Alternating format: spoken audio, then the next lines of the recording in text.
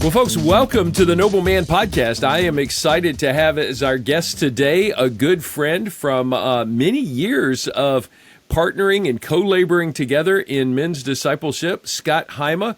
Scott is joining us from the Buffalo area, and so welcome, Scott. Tell us a little bit about what you're doing now in the world of men's ministry and men's discipleship, because I know you've had some role changes of late, and we want to focus certainly on NCMM, but give us an update on your status now with the work that you're doing.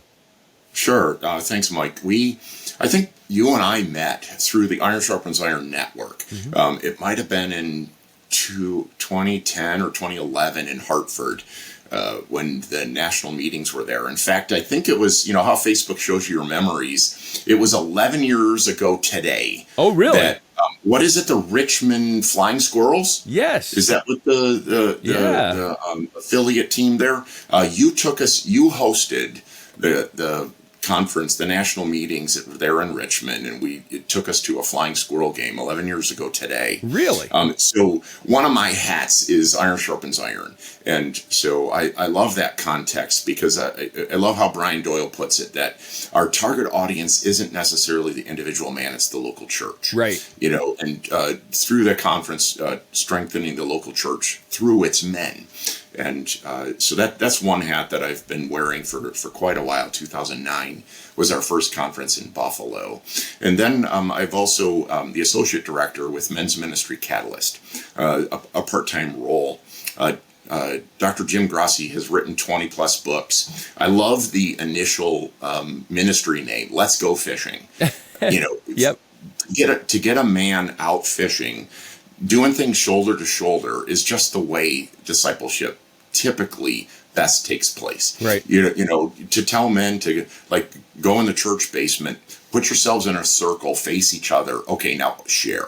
It typically doesn't happen. So getting them out fishing, and so now it's Men's Ministry Catalyst, and providing a presence here in the Northeast, as well as then you had mentioned NCMM. I was asked, I think by you, when you were the board chairman in 2017 to serve on the board of directors, and then just recently became the part-time executive director January of this year.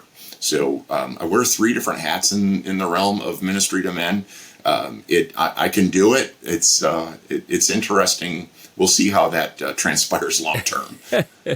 Well, and I got to tell you, we've done this together long enough, laboring kind of in the same field. I mean, with different organizations, we have some in common.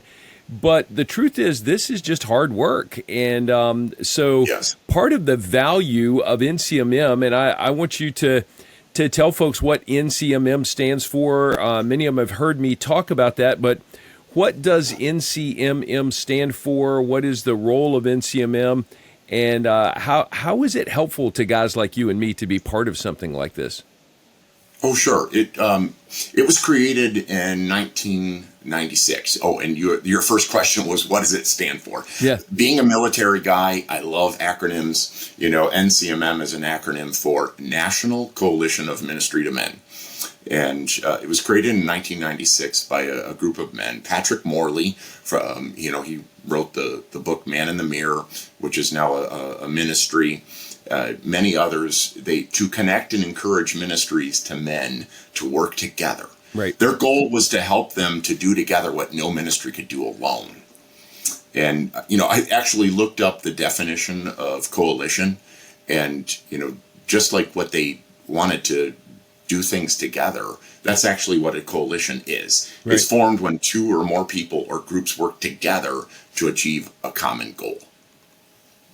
So what are, part of my testimony, and you guys could listen to this, it's one of our early podcasts, part of my testimony of coming to this conclusion, understanding that I was being called to men's discipleship as a career, a vocation, came out of my original experience with the NCMM in 2004, the fall of 2004 in Washington, D.C., And so I just have a really soft spot in my heart for this organization and the work that it does to bring together like-minded guys who share this unusual calling to see men discipled well, and that it has various forms and formats. But part of what I love about this is, as I've mentioned before, this is not easy work. The ground is hard. There are weeds and rocks and stones, and the birds are taking the seed. I mean, it's just all of the four soils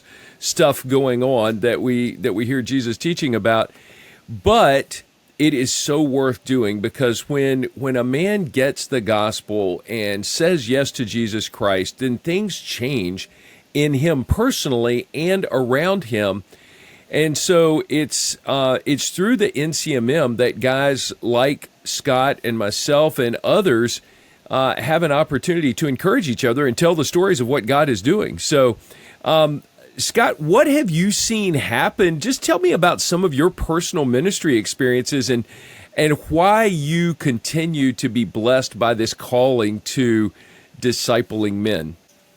Well, I'm still involved as a volunteer in an organization called Christian Service Brigade. Right. I was on staff vocationally with them for many years. And it was in 1999 that I got involved with my youngest son, who was that age group is called Tree Climbers. It's a father-son program ministry. And we met every week, and there were 5 other men that got involved right around the same time I did. Jim, Dave, Jason, and Alan. And we are all still involved in one way or another. Wow. In fact, all 6 of us, plus many other guys, still meet every Saturday morning. Do a Bible study, do some video series. It's kind of funny with like a lot of typical men. We don't like to do homework with our things, but we do life together, and that bond, that brotherhood, it's lifelong. Right. And I wouldn't have had that opportunity. I wouldn't really have met them and gone deeper with them had it not been in the context of a ministry to men. Right. We've gone on vacations together. We just, Chuck Stecker and Dan Erickson, the late Dan Erickson, were a keynote speaker for us in Rochester, New York. And they did a keynote together, and they had asked the question, because they were on staff of Promise Keepers together. Do you have somebody in your life that you could call at 2 a.m. and who would be there for you, no questions asked? I'm blessed. I have 5+ right. Guys that would do that. And, our Saturday morning group is at least 12, so all 12 of them would. But it started out with that core 6. And so that is the base and the foundation which keeps me going. Now, this statistic is questioned of its validity, right. But I still agree with its premise, whether it's 93% or not. Right. You've heard it, Mike. Where the various stages of if the child in the family comes to faith in Christ first, the mother versus the father. When the father, 93% is thrown out there as the right. number. Whether or not that's the actual number, it's close. When the father comes to faith in Christ first, the rest of the family typically follows 93% of the time. And so those are the things that really, drives me, provides the passion for the ministry to men. And in the context of NCMM, NCMM isn't a ministry that produces content. It isn't a ministry that provides, programs or other things for men or the local church. But what it does is it takes ministries like Noble Warriors and, helps them along the way, because you have mentioned twice now how difficult it is for ministry to men. We've heard it as uphill. And so when you run into roadblocks, you can, then have others that are going through the same thing. Sure. And you can collaborate and talk. Reading through 1 Peter, or I think it was 2 Peter this morning, just in fact, and in there it talks about Peter talks lots about trials, that you're going to endure these trials. Yep. And there are so many others out there that are going through the exact same thing that you are. That was just this very morning that I was reading that. I wish I could quote it off the top of my head. I didn't memorize that one, but yeah, that's part of what the brotherhood of NCMM can provide is that, all right, you're having an issue. I already went through that. Here's how I can potentially help you. Right. Well, and just to hit on a couple of these things, I share with you the delight of having some deep relationships with some guys that I know would respond to the crisis call, or it doesn't even have to be a crisis. I mean, these guys know me well enough to know that they're checking on me even when I'm not aware of a need. Sometimes they can see some things or sense some things in my life, and as I talk about the deep friendships that I have, and you talk about the ones that you have, part of what I see from guys is most guys would say, man, I wish I had some friends like that. I wish I had some guys. And you can have acquaintances, but when we are following Jesus together and we're sharpening each other and we're encouraging each other and we're in the Word together, then all of a sudden there's a type of friendship there that is so valuable. And there is a friend that sticks closer than a brother. And so that's part of what I see just in ministry in general, is connecting guys so that they can develop those sorts of friendships. But then when I step back and I think about NCMM and the guys that I have met over the years that have this in common, this calling to men's discipleship, there is a unique camaraderie and friendship there that is valuable because of the shared experiences, the shared challenges, and the shared rewards of discipling men. And so I think that's just so much fun, and it brings so much value to my personal experience with NCMM. Right. And Jesus himself, as long as what we just mentioned, Peter talks about the trials. Right. James, Jesus' brother, wrote himself, 1:2, consider it joy. Right. How would we consider it joy when you endure trials of all kinds? And it is that understanding of, okay, it's a battle out there and we're in the trenches. Yeah. We hear stories of guys from, some of the world wars that were in the trenches together, lifelong friends. They'll have each other's back forever. And I've heard it said of this, that the depth of your friendship, your relationship, is based upon how much crisis and issues you've gone through together. Yeah.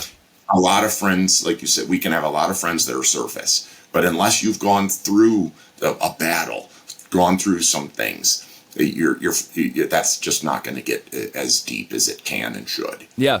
I don't know exactly where I hijacked this from, but I talk about the brotherhood of shared misery.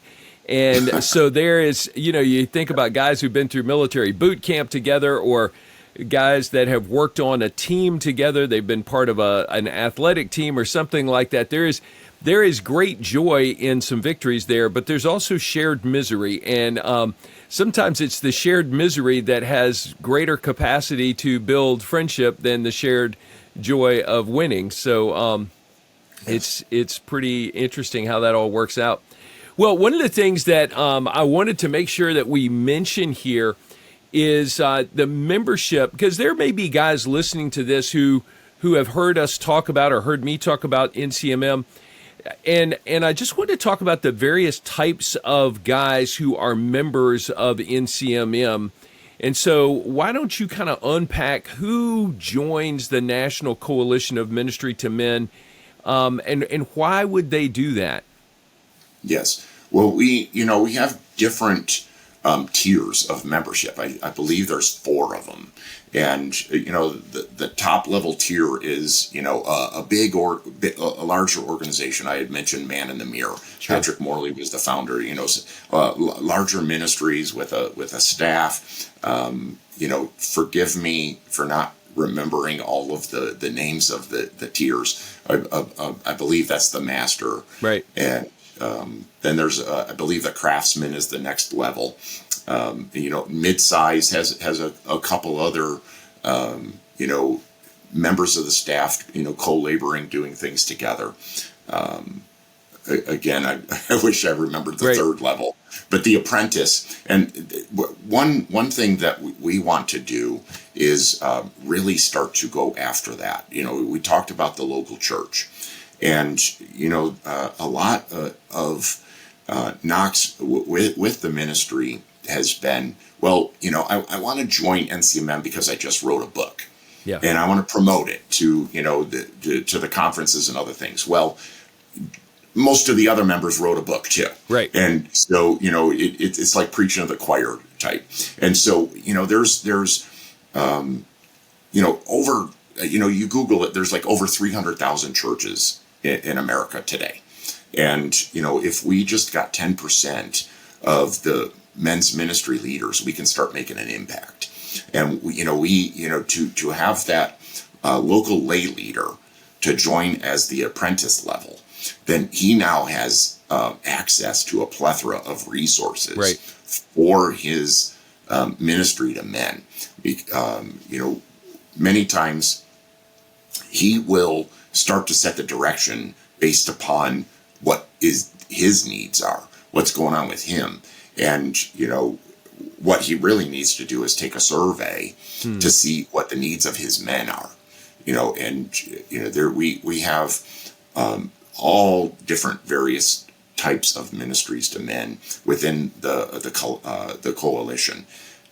How to be a better husband. Right. We've got a lot of guys who are very passionate about marriage and husbands, fathers. Right. How to be a better dad.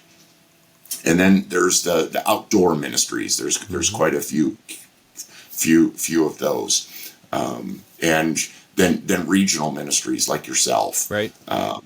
Brian Doyle and Iron Sharpens Iron, and there's several of them that are conference ministries. Sure. So we have a wide gamut of different types of organizations that are part of the coalition. And then to be able to provide, that's one thing I'm excited about the conference in Kansas City this year.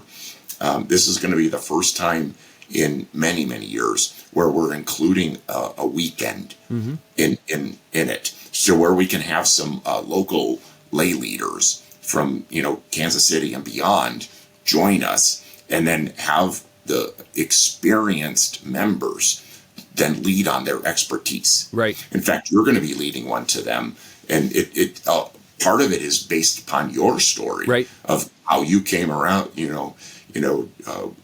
heard about NCMM, and then launched Noble Warriors. And so I'm excited about that. I believe your title. Where are the 99? Yeah, so I'll give a plug for that, and I'm thankful that we're using this model that does incorporate a weekend so that some local guys can participate. Because that conference that I went to in 2004 up in Washington D.C. was this type of event where the first part of it we're really focused on guys who were committed vocationally to men's discipleship. And then local guys came and participated during the second portion of it. And I remember, so the story was I'd been through workshops and seminars and had heard a good bit and just kind of felt at home with this around these guys who were sold out to discipling men. And Brian Doyle, who I think we've both already mentioned, we were both parts of the Iron Sharpens Iron network. Brian made a comment from the stage that he'd like to think there'd be 100 more full-time men's ministry leaders in the country in the coming year. And I just said, wow, I looked around and said, God, you brought me here to hear that challenge and that call, and that's what I want to respond to. And so I went up and talked to Brian afterwards, and I said, well, Brian, my name is Mike Young, and I know you don't know me, and I don't know where there are 99 other guys, but I'll be in full-time men's ministry within a year. And he said, well, that's awesome. How are you going to do that? And I said, well, I'm not altogether sure. But the key part of this is we would love to see more guys doing full-time men's ministry across the country. And when I started this, I made a lot of mistakes. I didn't know what to do. came home, and I can tell you the whole story later on, but my wife and I actually bought a book called Nonprofits for Dummies to figure out how do you launch an organization? What does that look like? And so that was the beginnings of Noble Warriors, which now next year will celebrate 20 years of ministry. But we're still looking for 99 other guys to do full-time men's ministry or men's discipleship. And so part of the workshop that I'll be doing is, what does it look like? How do you get started doing ministry as a vocation?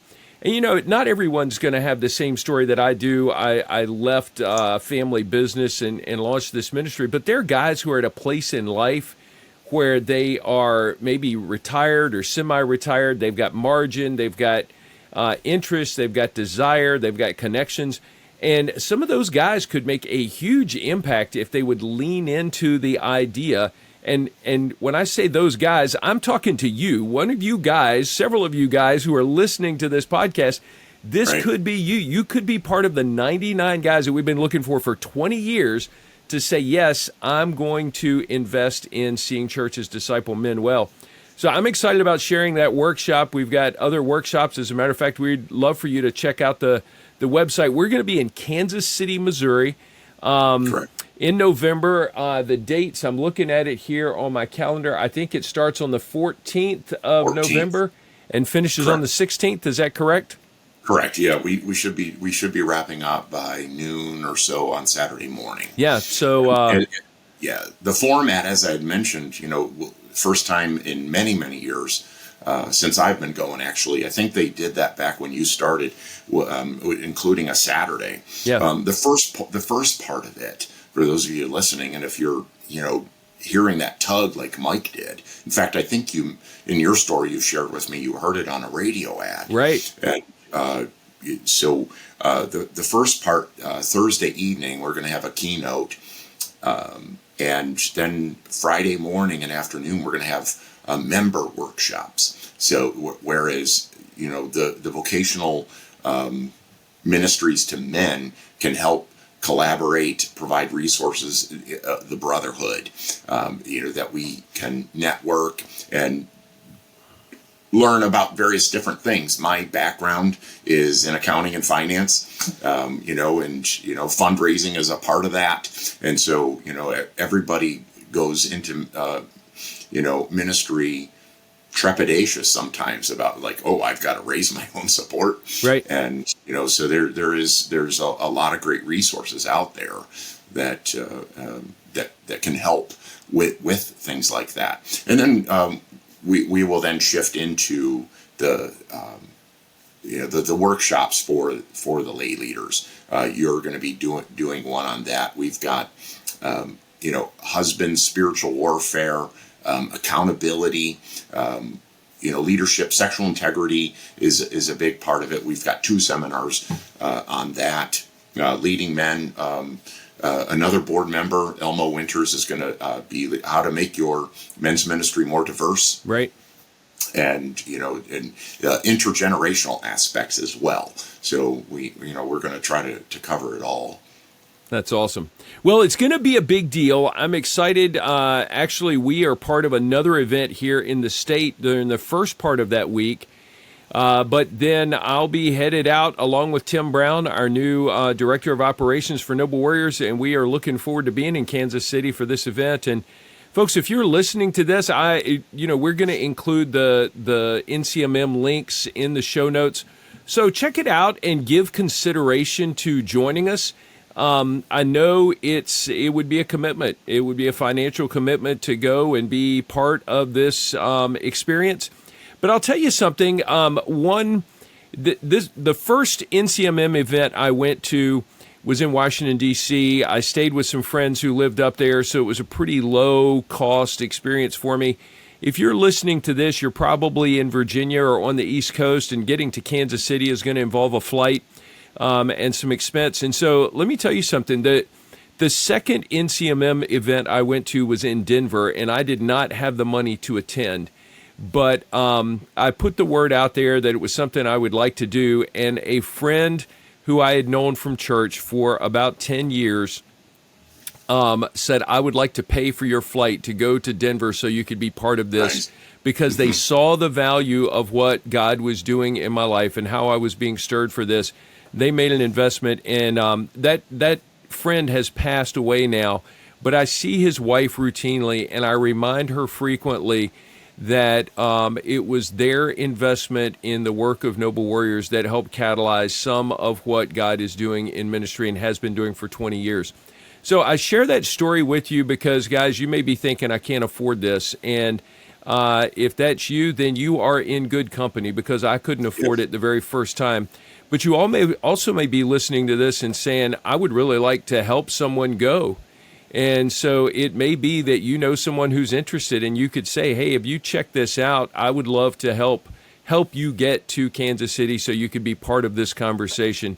And so I would just encourage you in that, because this is the camaraderie of shared life, shared experience for those of us who are committed fully. I mean, this is my full-time gig and has been for 20 years, discipling men. There is benefit just to being together on top of all the workshops and the keynote messages and that sort of thing. And so I am looking forward to that experience again. Being there in person with Scott and some other buddies is going to be a big deal. So, in relation to the cost aspect, we tried to make it very reasonable. It's $99 for the entire conference, and that includes 2 meals. Rod Handley, another board member of NCMM, his ministry Character That Counts, is they have a growing list of men and couples in the area that will provide host homes. Mutual friend of ours, Mike, David Murrow, wrote the book Why Men Hate Going to Church.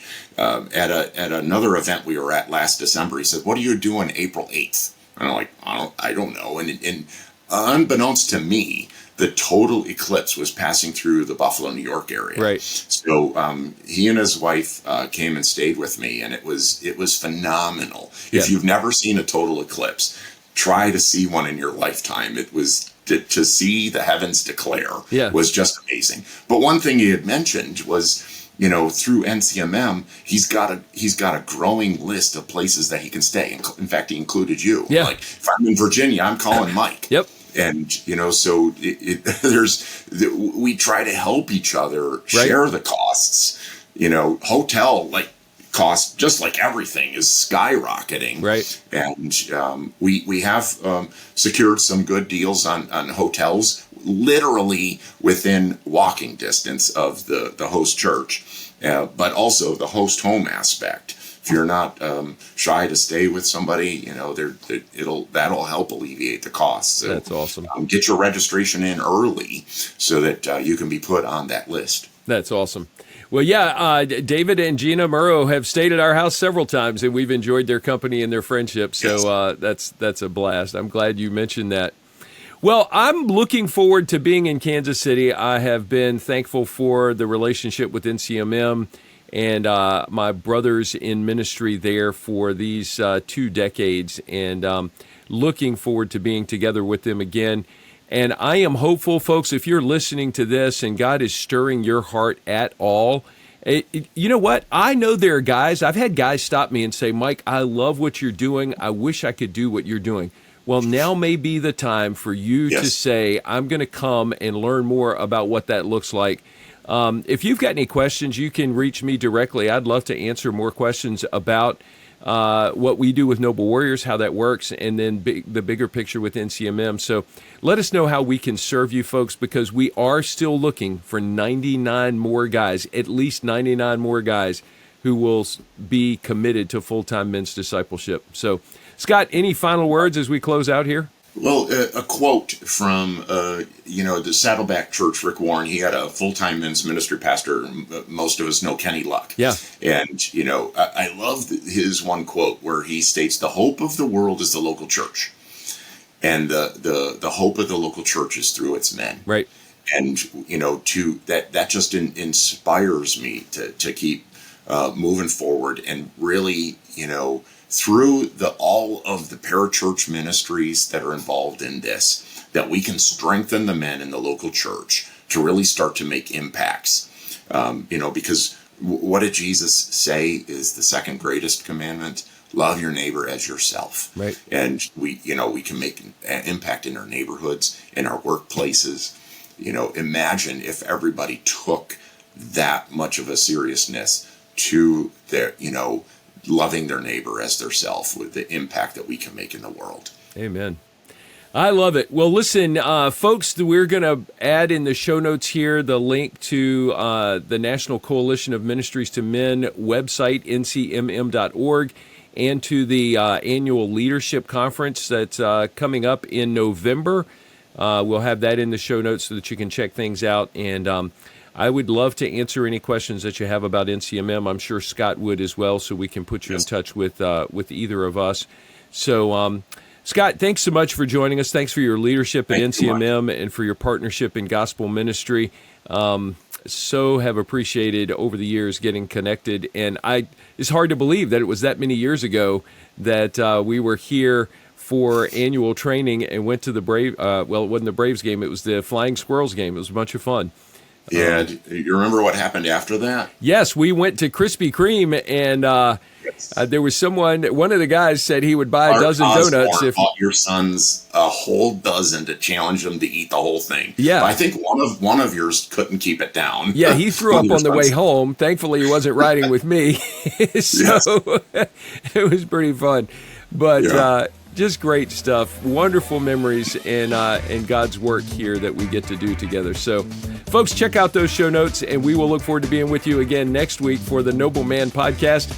And I appreciate so much you listening, sharing, and liking the Noble Man Podcast. God bless you, folks. Have a great day.